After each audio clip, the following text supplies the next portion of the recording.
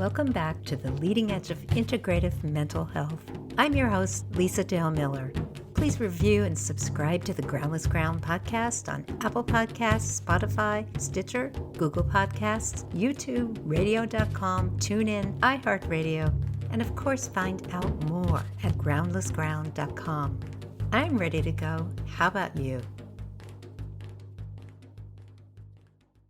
Dr. Stuart Shanker is a world-renowned author, researcher, and scholar on self-regulation science and creator of the groundbreaking self-reg method for cultivating mental and physical well-being. His life's work has focused on the beneficial role that positive stress plays in children's development and learning, and the harmful effects of excessive negative stress on parents, educators, and children. His new book, Reframed: Self-Reg for a Just Society, explores self-regulation in wider social terms and unpacks the unique science and conceptual practices that are the very lifeblood of the self-reg method. I've been a big proponent of self-reg and recommend the books and website resources to patients struggling with poor parenting skills and child behavioral problems. Dialoguing with Dr. Shanker was simultaneously humbling and affirming. He felt like both a kindred spirit and a wise elder. This episode presents a doable path for healing societal distress and discord by bravely, collectively solving the existential crises of our time. Stuart Shanker, this is a deep honor for me. You have been a profoundly useful resource for myself and my patients. It's interesting, your book, Self-Reg, has only been out since 2016, which is a little shocking for me because I feel like I've been handing people the resources for longer than that. I actually wrote a trilogy. The first one is called Alert and Learning, but that one was really written for teachers. Self-Reg, the second book, was written for parents. Your new book, Reframed: Self-Reg for a Just Society, is profoundly important because it has the brain science.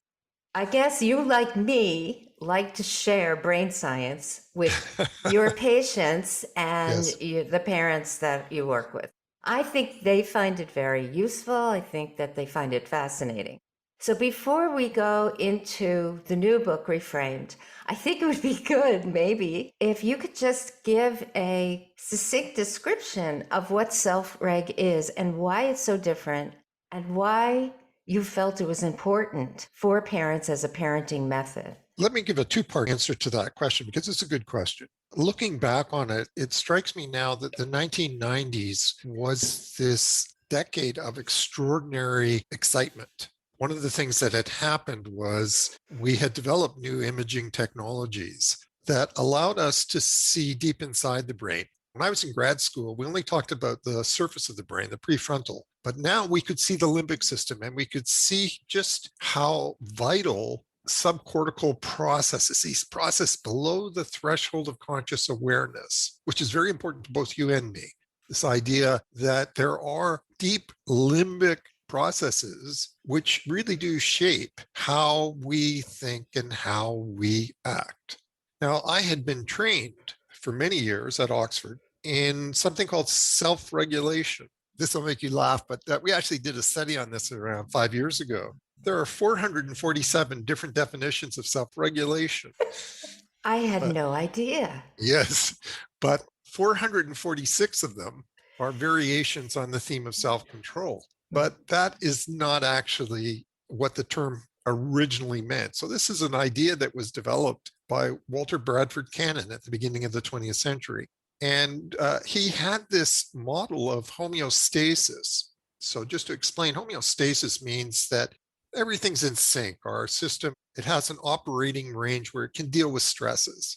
Cannon's basic idea was that this system, this stress system, which he called the stress system, ranges from cellular and molecular processes all the way up to how we think and act.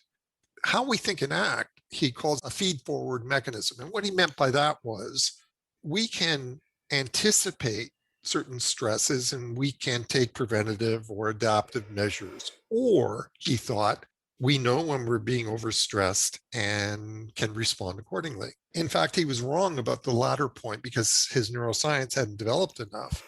But the important point in his model was that you can be dysregulated at the very lowest levels of the system and not realize this until it suddenly bursts into consciousness with illness. Or the way I developed self-reg was with Canon in mind, with a heavy dose of Stanley Greenspan. Stan trained me in psychiatry. The original definition that Canon had of self-regulation was simply how we manage stress. That's all it meant. Whereas stress is anything that requires the brain to burn energy in order to maintain homeostasis. The idea behind self-reg is that we have to learn how to recognize when we ourselves are overstressed or when a child or a teen is overstressed. So we begin step one with reframing. And that means learning how to distinguish between, say, misbehavior and stress behavior. What are the signs of stress behavior? Once we know that something is a stress behavior, whether it's in ourself or another, then we have to become a stress detective. And that's step two. Identify what the stresses are. And stress is a very complex phenomenon. Again, we did a big study on this, and we came up with close to 1,000 different stresses. That's kind of unmanageable. So we did what's called a factor analysis, and we grouped them into 5 kinds of stress: physical, emotional, cognitive. Cognitive is a very interesting one. That's kind of the point of Reframed, is to explain what cognitive stress is for children. Social, and then finally pro-social, being a decent human being. We begin with physical stress. We always begin with physical stress. And so maybe you're talking about, temperature. I read something very interesting that's close to, I believe, where you live. I'm not sure what part of California you're in. Did you see the National Geographic study of Los Angeles? There's this one street that runs right through LA, and it goes from the upper socioeconomic strata down to the bottom.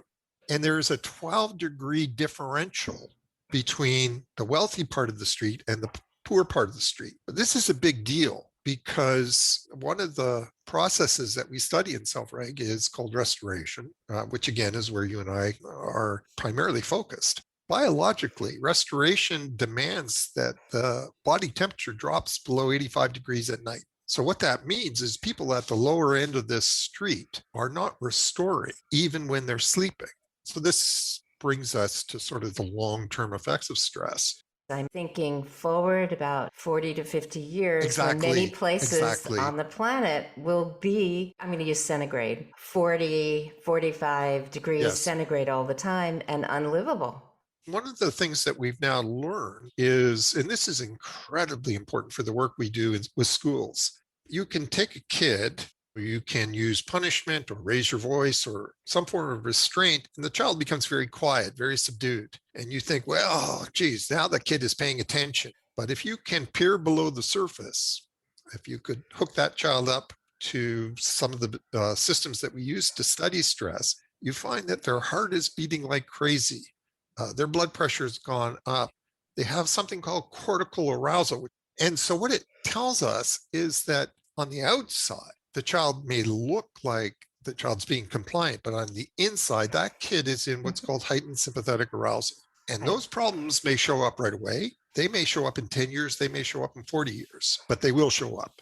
So with self-reg, what we're trying to do is we're trying to help parents through step 3. So once we've sort of figured out, okay, so now I'm beginning to understand my kid's actually demonstrating some stress behaviors, and I can see it. You have a wonderful line in your book where you talk about the therapist has to see your client's eyes, see their facial complexion. Well, parents can do the same. When they do that, when they hear the pitch, the tone of voice of their child, they can actually hear when the child's overstressed. Now, step 3 of self-reg is we're going to begin to lower the stresses. And how we do that depends on, every kid is different. Step 4 is sort of the pivotal step of self-reg. You sort of get a sense here. What we're looking for is we're leading up to becoming calm. And that's what step 4 is. And what we've found in our own work is a generation of kids who really are never calm, don't know what calmness is. Suppose their parents say, well, you've got to go to your room, just take it easy. But instead, restoring, instead of getting into that place where your tension comes down and your energy starts to replenish, instead they go on to something that will give them a dopamine shot. If we can get them to calm, that's not the goal. The goal is actually step 5. And step 5 is restoration. And restoration for us, we look at it biologically. So we're looking at a system called the parasympathetic system, which when it's activated, and we do some pretty tricky neuroscience to explain why, when and why it's activated, what it does is it repairs cells, it reduces the demands on the immune system, it kickstarts the digestive system, all these rest and restoration processes. But parasympathetic restoration is a sort of two-sided coin. On the one hand, you're having these physiological effects, but the psychological or the subjective side of this is you feel at peace, content. You feel emotions like awe. This morning, I'm actually working on racism. And when you get to that parasympathetic state, you feel something that every infant has, and that's the shared sense of humanity. So that's the 5 steps of self-reg. And that's really what I was aiming for with the last book, Reframed. As a society, we desperately need to restore. Yes. And I think it's fitting that you start the book with resonance. I thought we could talk about both the biological necessity for human animals of social engagement, as well as tribal resonance and holding. And maybe that could take us into the neuroscience that I think parents don't know about their infants, how little capacity they have to do things like regulate the autonomic nervous system, to have shivering responses. And I think this is all so important, particularly new parents. I actually have 2 patients who had babies within a week of each other in the last 2 months. And I am watching these 2 patients go through this process with 2 very different children, very different temperaments. That first stage of infancy, maybe into toddler, how parents can provide containment and resonance for them. Geez, there's so much in what you just said. You've just summarized in one paragraph the heart of Reframed. So let's see if we can break it down a little. There was a discovery made in 1944, totally ignored, and it was rediscovered in 78 by Stephen Jay Gould. This is always shocking for parents to hear this. I'll tell you why we think this is the case in a second. And the idea is that all babies, all human babies are born premature. Not just the preemies, but every infant is really still a fetus outside the womb for around the first 6 months to a year. So why do we think that? We think it because what they discovered was the size of the female cervix has not changed in the past 3 million years. We became bipedal around 3 million years ago. In fact, we started to become bipedal 5 million years ago, but we became bipedal as a species, as humans, 3 million years ago. And bipedalism was huge. It gave us all kinds of advantages. Particularly, we could use our hands. But the problem for nature was there's only so big a cervix that the female could have and still remain bipedal. Nature just loved having this big brain creature. And the solution was a very simple one. You give birth to the infant at 40 weeks, and then with each successive human species, the brain gets bigger and bigger as they're adults. And that tells us that most of the brain growth is occurring after birth, postnatally. And so we now believe there is, at the moment of parturition, this explosion of brain growth. 700 new synapses form every single second. Okay. And that goes on for a couple of years. And it's amazingly important for our ability as a species to adapt to all different kinds of environments, including cultural environments. But the baby is really still a fetus, completely unable to self-regulate in that sort of canon sense of taking preventative measures. This raises a really interesting question for us. If you want to talk about a baby as still being a fetus outside the womb, that was Stephen Jay Gould's famous term, what replaces the umbilical cord? And the answer is something that we now call the interbrain. The interbrain is a sort of wireless connection between the parents limbic system, and that's that system we talked about at the beginning, deep inside the brain, between the parent's limbic system and the baby's limbic system. We refer to it as like a Bluetooth connection, a wireless connection that is maintained through all 5 of the senses: smell, touch, sight, etc. What the parent is doing is literally sensing, feeling when the baby is overstressed. We'll take a very simple example. The baby's cold, baby starts to shiver. Maybe even before that, the parent sees a change in skin color and parent puts a blanket on the baby. Why is that such a big deal? It's a big deal because of what I said about stress. Stress is anything that causes us to burn energy. So here we have a case where the stress of the cold is causing the baby to burn a lot of energy. Shivering is the micromuscular vibrations that generate heat as a byproduct. Very expensive.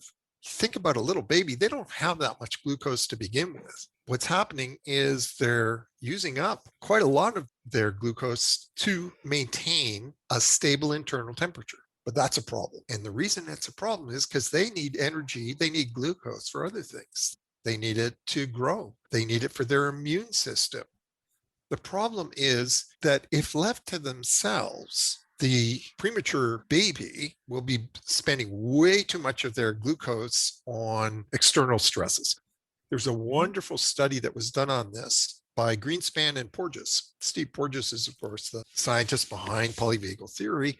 And they went into a neonatal intensive care unit. And what they did was they lowered the stresses in that environment. So they turned off the lights, they stopped all the beeping alarms. And what they found was that babies were discharged in half the amount of time.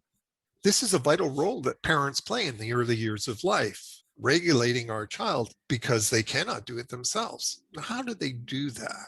And the second point that you made, which is huge, is through this phenomenon called limbic resonance.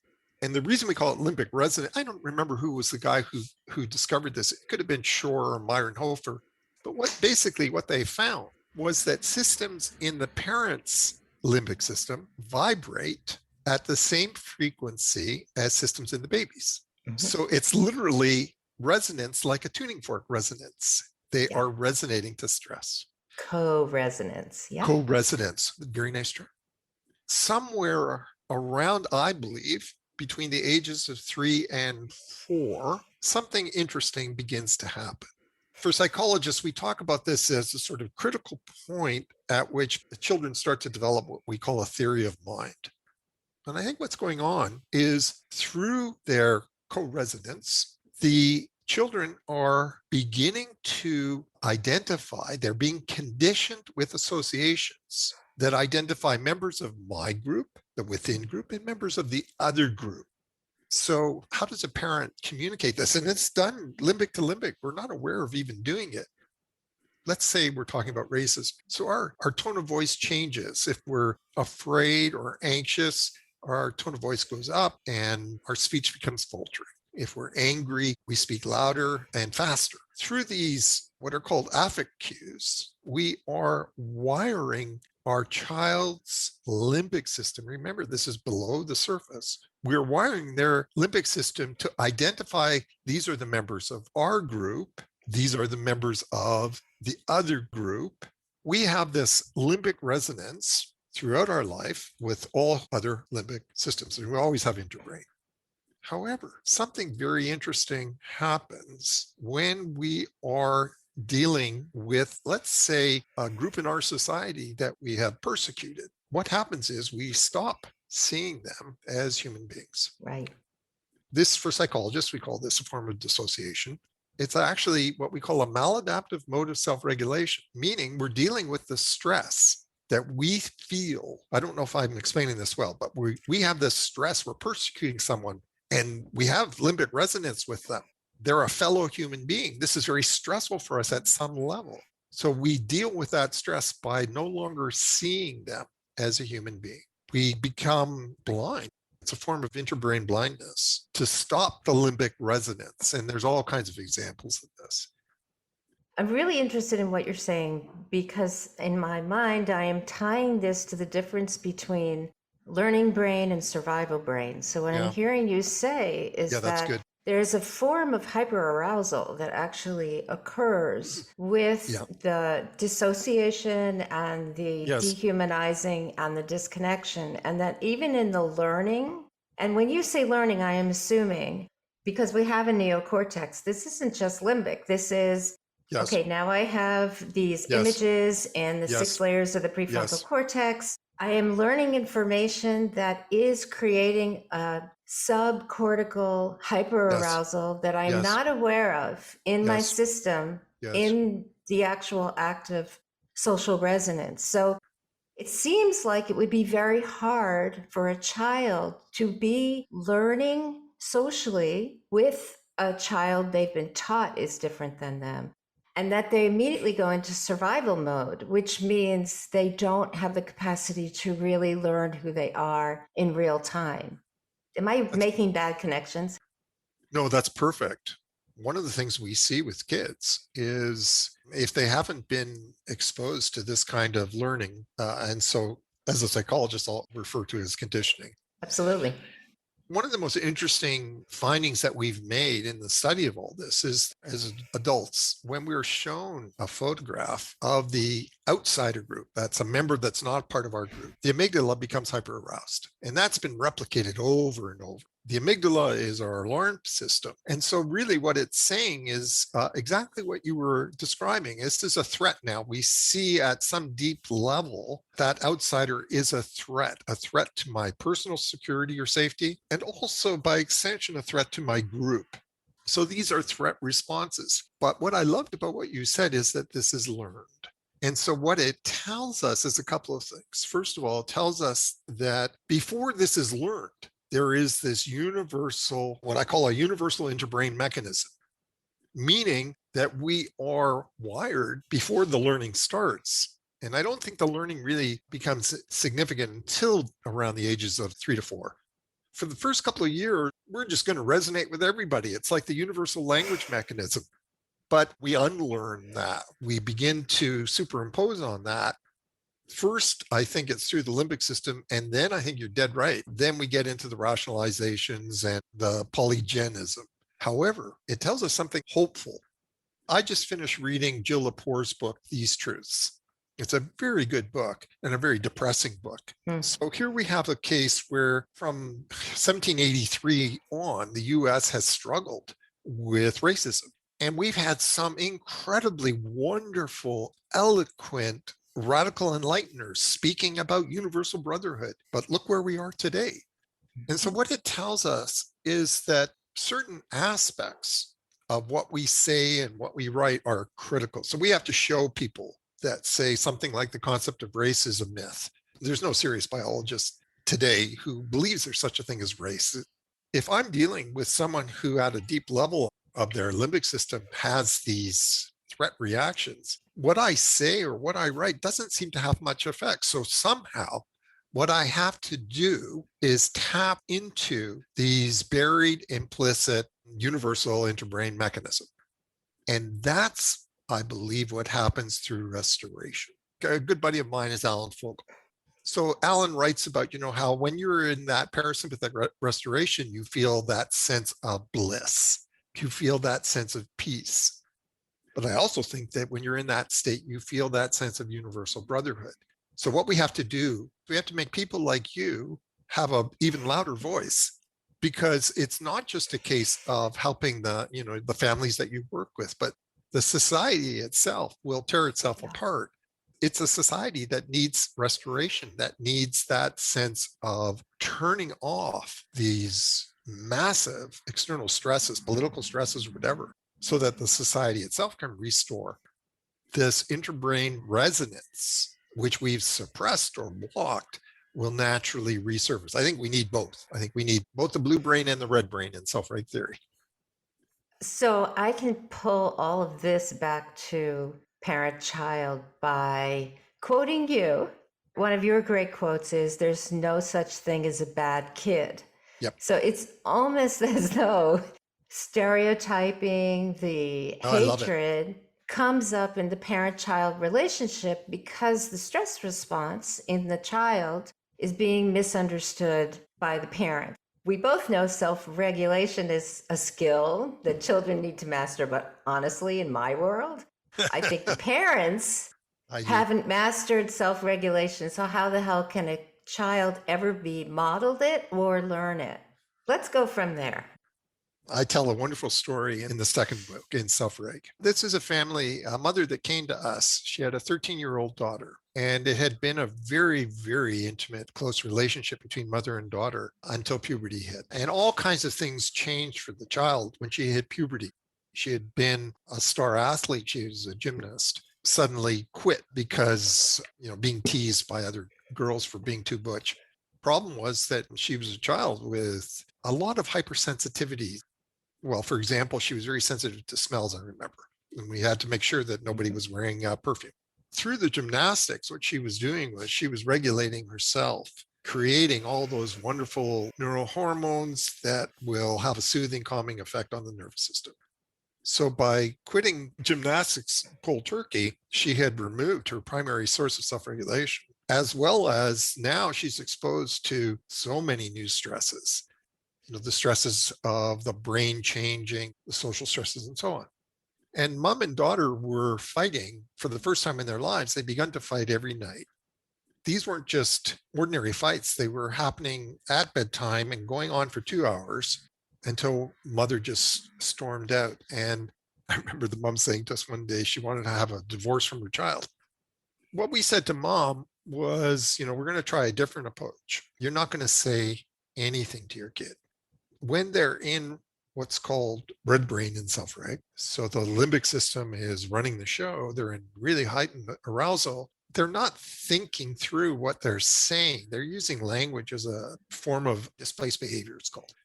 So what we want to do is we want to calm her amygdala. That's our primary goal. And we're not going to explain anything. In fact, talking to a child that's in red brain is a stress in itself for the child and for the parent. So what we wanted mom to do was belly breathing as one of our core techniques. So we wanted her, the next time there was an explosion starting, we wanted to short circuit it by getting mom to ground herself, to calm herself, because you cannot calm a child if you're not calm. And it happened within a very short time of seeing us. The child had asked for a pink hoodie, which is very popular up in Canada. Mom had gone, and the store, of course, was sold out of the pink ones, and they only had gray ones left. So mom bought a gray one. This created a god awful fight. And mom, she'd gone at her lunch hour just to buy this for the kids. So she was furious. But the doctor said, you're not allowed to say anything. So she goes out into the hall and she does her deep breathing and she calms down. And she goes back in. The kid is now lying on her bed. Mom turns off the light. We told her one of the things we love to do when a child's gone red brain, this is a pre-social state. In the triune brain model that we use, this is a primitive state. The reptilian brain is a pre-language, pre-interbrain state. It's a state for singletons. So we got to bring her back into the social state. So we said to mom, what we want you to do is, when she was a little kid, did she like to be scratched? And that's not uncommon. And we want you to scratch her, on her shoulder or on her hand, but you can't do it without permission, because if you do it without permission, it's an assault. And now you've got a problem. And the problem is, if she's in this pre-linguistic state, and I ask her, would you like me to, you won't get an answer. But one of the things that doesn't shut down is the nonverbal communication. That's right side, right brain. We suggested to mom, ask your daughter to raise a finger, or even better, put your finger inside her fist and ask her, would you like a scratch? If you would, squeeze. So she does it and the kid squeezes. Mom is now, she progresses from scratching gently on the arm. She goes to the back, and the kid, she can feel the kid melting, just as you can feel as when you have a newborn or an infant, you can feel them melting in your arms. So remember, these are fights that were going on for hours. After 15 minutes, the kid says, I want to sleep now. This is huge, not just because it's so fast, but also because she's used language. So we've brought her back into the social connection. So mom overwhelmed a little bit by all this. And then as she gets up to leave, the kid says, I love you, mommy. Now that's very interesting, because what we've done is we've tapped into that very early limbic association where mommy gave us that feeling of safety and security. So mom goes out in the hall and now she's kind of overwhelmed by pro-social guilt. She should have bought the pink one. And so she's all set to say to her daughter, well, we're going to go after school. I'll take you to, there's another big mall in Pickering, and we'll find the pink hoodie. But the child comes downstairs smiling, wearing the gray hoodie. So the stress wasn't what we thought. Right. But what we find when we can get to calm is that there's an awful lot going on in this little kid's life. What she needs is like that little infant. She is overwhelmed by stresses, and it's beyond her ability to deal with all this stress. Really, what she was saying with all those fights was cry for help. That's the model that we had in mind for Reframe, for the idea for what society does. We have to recover now. And I think, by the way, you've had some incredible figures in your society doing just this. But now it's time for this to become universal. The whole society has to calm down now and realize that at some deep level, we truly do need limbic resonance. Yeah, it's so interesting how this conversation, we're sort of going in and out of Yes. the collective and the personal, which, of course, because we're tribal animals, that's Yes. something that's going to happen. You know, humans have this funny pickiness when it comes to love. We tend to pick objects for love and care, and then we say, this object deserves love and care, but we don't extend it out in a non-referential way to Yes. include other objects. And this is one of the reasons why I think modern humans are so disconnected from the natural environment in which Yeah. we are nurtured, in which we rely, except we don't experience that relation. So there's something about developing stress awareness for the environment in Agreed. which we live. Agreed. And recognizing the stress awareness. And what I loved about your story was there had to be contact between two Yes. autonomic nervous systems, direct Yes. contact Yes. for both people to communicate in a Yes. subcortical way. Yes. It's the Agreed. subcortical that Yes. is the magic. And I Yes. do believe it's the subcortical for us as humans when we, for instance, walk in nature. We are talking to all the plants around us, but we're not doing it through language. We're actually doing it in our embodied existence through all the subcortical, the cellular mechanisms in which humans connect directly. So when I'm asked for ideas for how we can restore, so I talk about the obvious ones, meditation, or which I do regularly. I live on an island, and every day I take what I call an exteroception bath. Oh, a long time ago, I invented my own particular term for the conversation between a human, myself, and nature as the extranet. I think this is something deep inside the brain. When I take my exteroception bath, I really do focus on all of my senses. It's quite astonishing for me how oblivious I was to everything that was going on around me. So now not only do I hear the birds or whatever, but I feel and I smell the wind. I smell the oxygen. What happens after my bath? It's a very interesting thing. I become a kinder person. And I'm like every other father, I can be a real jerk. A wonderful example of this 2 nights ago. I won't go into details, but I have a 16-year-old daughter who is like all 16-year-old daughters. And I was not a self-reg dad at all. I went out and I had an exteroception bath because I knew I needed to calm down. And suddenly the empathy that had turned off came back online. And I realized that what was really going on had nothing to do with what she was saying. It was like the gray hoodie all over again. I hadn't listened. And here we talk about listening as listening with our eyes as well as with our ears. I hadn't listened to her. And then, of course, I felt awful. So I went back to her to apologize. And once again, was overwhelmed by something about children that we don't pay enough credit to. They are unbelievably forgiving. And what was really weird about all this was she had resisted doing something just like the kid with the gray hoodie. And then last night, the very thing she had resisted doing, she went and did. And I hadn't said anything. What she had come to me for was she wanted to tell me, and it was a social and emotional stress that was huge. And I didn't listen to it.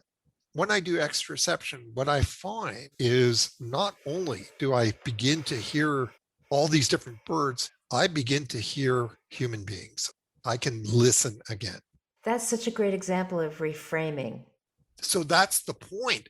One of the things that we try to help parents understand, I'll give you a great example. We hold a summer symposium, our organization. So last week I talked about obesity. Obesity is the perfect example of everything we've been talking about today. We tend to look at this as, you have weak self-control, stop yourself from eating. But if you read the biologists, there's been a revolution in our understanding of obesity. And in fact, the guy I love is a guy called George Crusos, who used to be at the NIH and now it's gone back to Greece. And so what Crusos says is that the cause of obesity has nothing to do with self-control or willpower. It's hypocortisolism. What that means is too much cortisol in the bloodstream. Okay, so then the question is, why is there too much cortisol in the bloodstream? If you have hypercortisolism, it causes all kinds of changes in the body. It causes abdominal fat. We have a neurohormone that tells us when we need energy, when to eat, and it disrupts this. The cause of hypercortisolism is, of course, too much stress. So if you have something like obesity epidemic in the US, which you do, it's telling us you really actually have a stress epidemic. But here's the thing that kind of blows everybody away. These changes occur at the cellular level before you're aware of this. By the time you become aware, metabolic syndrome has become entrenched. Now, there are things that we can do about this, but really what we want to do is we want to head it off at the pass. You said something a second ago that really, I think, is the sort of pivotal point for parents. Suppose now that you're dealing with any kind of addictive behavior, whatever it is. I'll tell you what mine is. I have been fighting an addiction to CNN. Okay. And I know it's not good for me. Oh, I'll just do with you what I do with my patients. Yeah. So, what is it you think you're getting from CNN? Remember, I'm a self-reg guru. So Yes. I decided I'm going to analyze this. CNN gives you a shot of dopamine. And dopamine is wonderful. Jaak Panksepp, the great affective neuroscientist. Yes. So Jaak was a buddy, and he used to talk about it, that we've created a generation of kids that are ingenious at finding ways to hit that dopamine pump. What we want to do is reframe. I've got the impulse to watch CNN, whatever it is. Our culture tells us that what we're supposed to do, damp that down, use your willpower. But that doesn't work. In fact, it makes things worse. So instead, what I want to do is I'm going to reframe it. And that means the impulse is actually a wonderful way of telling me when I have dipped low into energy and high intention. We don't have an energy tension gauge. We have to learn what it is. That's the whole point of your work. And so my impulse is telling me you've dipped down. So we tell our parents, let's try 3 minutes of belly breathing. Okay, so let's just stick with that. At the end of the 3 minutes, ask yourself, do you still want to see CNN? Now, with me, 3 minutes of belly breathing is enough. That impulse is gone. It just disappears. But if the impulse is still there, okay, go ahead.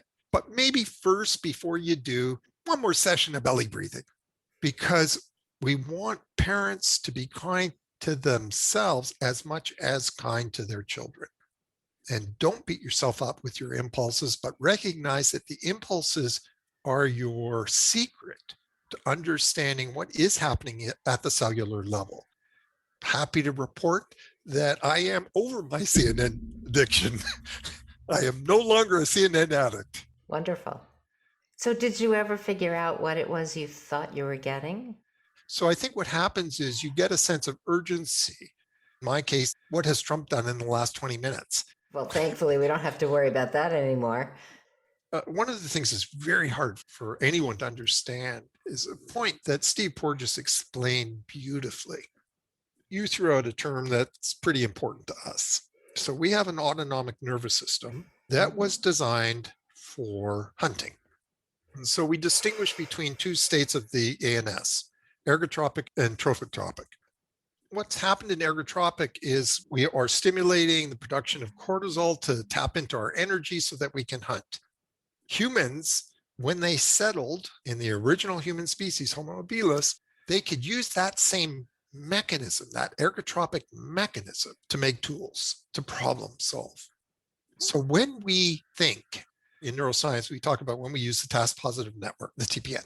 When we do that, we are actually in the same ergotropic state that we were in when we hunted. We're using the same mechanism. When we look at children that are struggling in school, what we notice is their whole body is tense.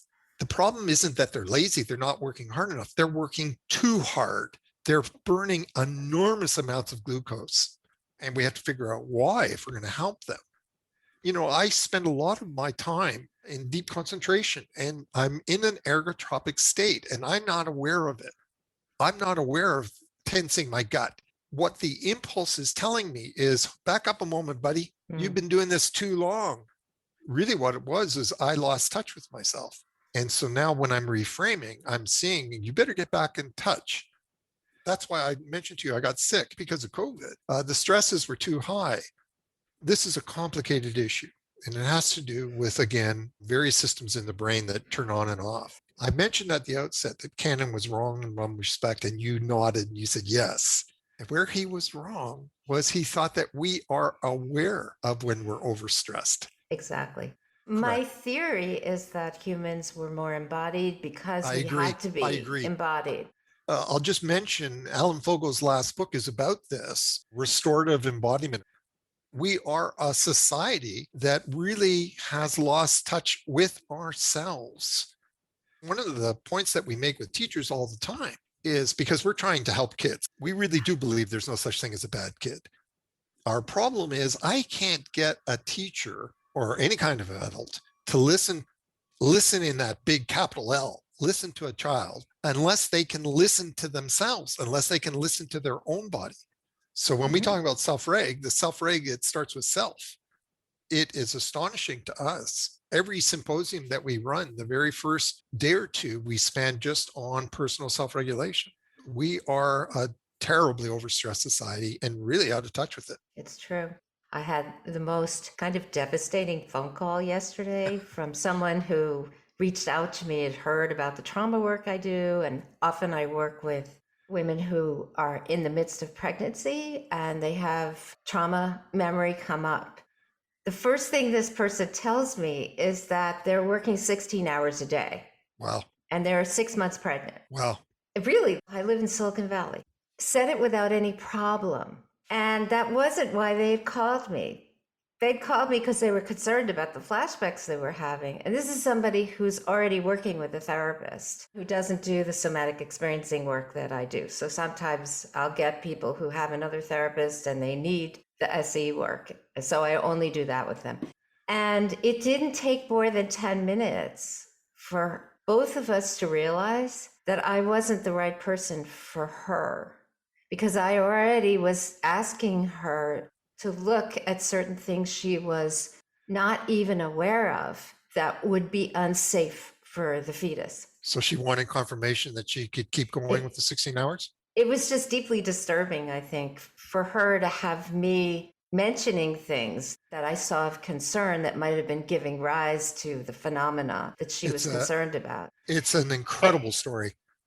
Toward the end of your book, The Philosopher You Are, you open the dialogue to freedom and what it looks like to have freedom arise from both the regulation as well as the embodiment and the wisdom and compassion that arise from those, which of course is right up my alley. So I thought maybe you'd want to talk a little bit about how hypersubcorticality can get in the way of freedom. And I believe this person was basically completely gripped in that and had so lost what's really a priority in that person's life at this time, which would not be working 16 hours a day, 6 months pregnant. No, for what? This is a big topic, so people have to read chapter 9. When I was at Oxford, we had what are called a moral tutor. very quaint Oxford tradition, but my moral tutor was Isaiah Berlin. Do you know who Isaiah Berlin was? The great liberal political theorist of our times. Oh, wow. So I used to argue with him all the time because I thought he'd missed the boat. The theory of homeostasis. When I talk about homeostasis, I am talking about the same thing that Lisa is talking about when she's talking about somatic regulation. So that theory was actually invented by a Frenchman. Claude Bernard wrote a book in 1865 in which he says homeostasis, he calls it internal milieu, is the foundation of freedom. This is the exact opposite of 2000 or 2500 years of thinking about freedom as you make the right choice and you force those on your body. If my body is having flashbacks, I will force it not to have flashbacks. Bernard's point is that in fact, freedom is bottom up. We are only free if we are in what you call that state of somatic regulation. Then what happens is we have the capacity to choose. The person who's in the grip of the 16 hours is under a compulsion or a number of compulsions, and there is no choice. There is no choosing. And there is a cost. My big fear, and I'll let you be the one to answer this. My big fear is that we will be seeing a societal PTSD as a result of what's happened over the last. Do you think so? We're already seeing it. You cannot imagine what it was like prior to COVID. At least in Silicon Valley, a lot of people were experiencing collective PTSD from Donald Trump. I want to end on a note of hope, okay? And here's my note of hope. Have you heard of implicit bias training? Yes, of course. Okay. All right. So one of the most interesting discoveries that has been made in implicit bias training. So here what we're talking about is becoming aware of our subcortical primes, the things that we've been conditioned to think, things that are below the surface, but that we can become aware of. One of the most interesting discoveries they've made, when you take a group of diverse individuals who have no sense of shared group identity, and you expose them to a common threat, they become a unified group. Yes. When aliens show up. The aliens landed, and the aliens in this case are the pandemic is a global threat. Global warming is a global threat. We have to build on the awareness that we are actually all in the same lifeboat. My sense of hope is that I imagine that you must have felt before this year, that you must have felt like you were hitting your head against a wall. But things are changing now. There's receptivity now, and it's getting to be more and more. So that's why I'm hopeful. And it's the same with the kids that we work with. So we take these kids that are on a terrible trajectory, and what we discover is that you can always change a child's trajectory, always. And if I can change a child's trajectory, I have to believe I can also change my society's trajectory. And I also believe if we don't do it now, then we're screwed. So don't stop what you're doing. Don't stop what you're doing. I think that now is the time when you will not feel like you're hitting your head against the wall, that there are people listening, that the podcast is growing, that people are sharing now, because I think people want two things. One, they want the sense of hope, but two, they want to have a sense, well, what do I actually do? What can I do to change things around for myself or for my kid? And you and I are pretty good on the what to do. Well, I could quote you again. You say, a free mind is capable of choosing carefully, if not wisely. It is not self-control that makes such rationality possible. It is mindfulness. And when we say mindfulness, we actually mean presence. Yes. And that's what I believe. And that's what I believe as well. Okay, so we are twin souls. Yes, we are. Well, this has just been such a rich and important conversation. I cannot thank you enough for taking what I imagine is an extremely busy schedule, taking some time out of that schedule to honor me with your presence. I have truly enjoyed this, and I am now about to go take an extra reception walk. Keep it up, Lisa. I will.